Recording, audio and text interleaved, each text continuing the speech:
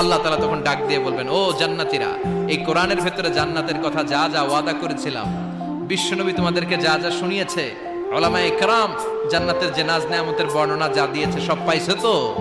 সব জান্নাতীরা বলবে আলহামদুলিল্লাহ, আল্লাহ সব পেয়েছে।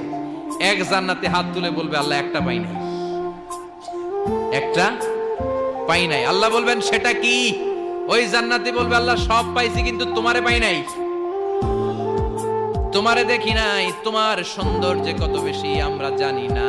দুনিয়া সুন্দর, মানুষ সুন্দর, আসমান সুন্দর, জামিন সুন্দর, সুন্দরে সুন্দরে পাল্লা, জানি না কত সুন্দর তুমি আল্লাহ, জানি না কত সুন্দর তুমি আল্লাহ।